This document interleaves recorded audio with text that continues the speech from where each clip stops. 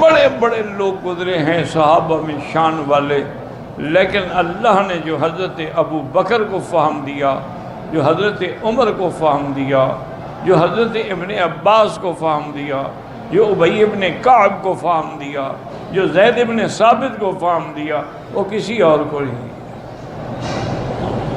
اسی طرح ائمہ اربعہ ہیں، 4 امام ہیں، چاروں برحق ہیں، اللہ ان کی قبروں پہ کروڑوں رحمتیں فرمائے، لیکن جو اللہ نے ذکا اور فہم اور سمجھ امام ابو حنیفہ کو دی تھی وہ کسی کو نہیں ملی۔ اللہ کی شان ہے۔ بڑا عجیب واقعہ ایک آتا ہے کتابوں میں کہ حج پہ آئے ہوئے تھے امام صاحب، اور امام شافعی اور امام سفیان ابن عیینہ اور امام اوزاعی اور یہ بڑے بڑے لوگ، یہ سب حج پہ آئے ہوئے۔ تو انہوں نے امام ابو حنیفہ کو پکڑ لیا۔ انہوں نے کہا امام صاحب اتنا بڑا امام ہو کر، اتنا بڑا مجتہد ہو کر تم یہ کیسے کہتے ہو کہ بھئی مقتدی امام کے پیچھے فاتحہ نہ پڑھے؟ یہ حدیث ہے حضور پاک کی لا صلاۃ الا بفاتحۃ الکتاب، اور تم حدیث کی مخالفت کرتے ہو کہ بس امام کا پڑھنا کافی ہے۔ ہم آج تمہیں نہیں چھوڑیں گے، اس موضوع پہ ہمارے ساتھ مناظرہ کرو، اگر تمہارے دلائل ٹھیک ہوئے تو ہم تمہاری بات مان لیں گے، ورنہ تم ہماری مان لو۔ اس وقت ضد تو نہیں ہوتی تھی نا۔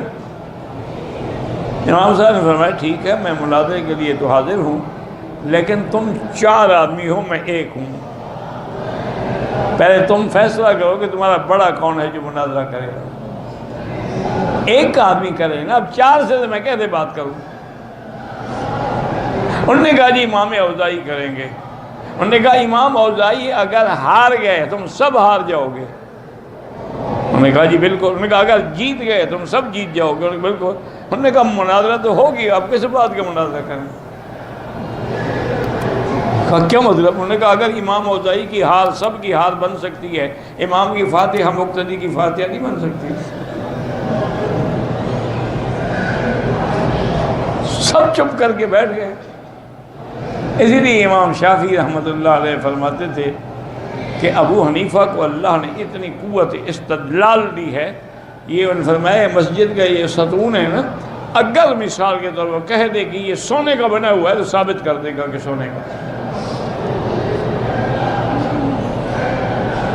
لیکن اس وقت اختلاف ہوتے تھے دین کے علم کے لیے، جھگڑے نہیں ہوتے تھے، ایک دوسرے کے خلاف فتوے نہیں ہوتے تھے۔ امام شافعی اب دیکھیں نا، خود امام شافعی فاتحہ کا قائل ہے، اس کے نزدیک تو سری جہری ہر نماز میں مقتدی کو فاتحہ پڑھنی ہے۔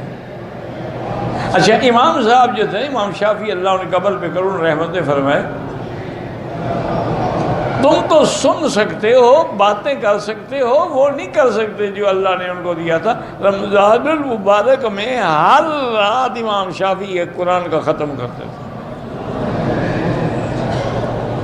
تم تو اگر امام صاحب ذرا لمبی قرات کر لیں تو تمہاری ٹانگیں جواب دے جاتی ہیں۔ کہتے ہیں دوسری مسجد دیکھو جی، یہاں تو امام صاحب کو بریک لگے ہوئے ہیں،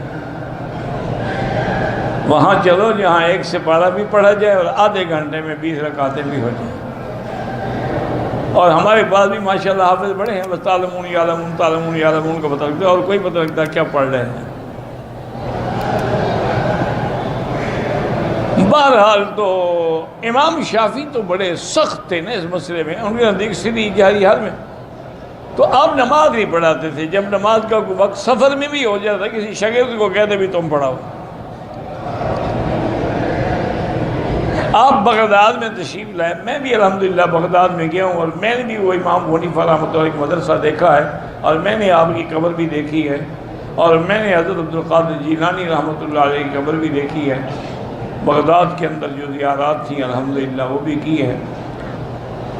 تو وہاں جب گئے تو اس مسجد میں جو قبر کے ساتھ مدرسہ اور مسجد ہے امام صاحب کی، وہاں نماز کا وقت ہوا تو جلدی سے امام شافعی مصلی پہ کھڑے ہو گئے۔ تو طالب اور شاگرد اور سب حیران ہو گئے کہ امام صاحب تو نماز پڑھاتے نہیں۔ آج کیا شوق ہو گیا ہے. اور الحمدللہ اللہ کا شکر ہے کہ آج ہم امام صاحب کے پیچھے نماز پڑھ لیں گے. اتنے بڑے متقی آدمی کے پیچھے جب نماز ہو گئی، شاگردوں نے پوچھا کہ حضرت آج تو خلاف واقعہ آپ نے نماز پڑھائی.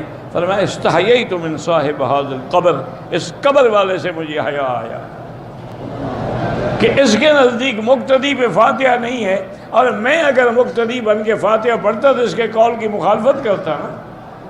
اس لیے میں امام بن گیا. امام کی فاتحہ میں کسی کا جھگڑا نہیں ہے، امام نے فاتحہ پڑھنی. یہ ادب تھا، یہ احترام تھا. اللہ تبارک و تعالی ان ائمہ پہ کروڑوں رحمتیں فرمائے. اختلاف صحابہ کے درمیان بھی ہوا ہے، اختلاف مجتہدین کے درمیان میں بھی ہوا ہے، تابعین کے درمیان بھی، لیکن وہ اختلاف ذاتی اغراض کے لیے نہیں تھا. وہ اختلاف علمی ہوتا تھا. علمی بحث ہے، ایک آدمی کی سمجھ میں یوں ہے، ایک کی سمجھ میں یوں ہے.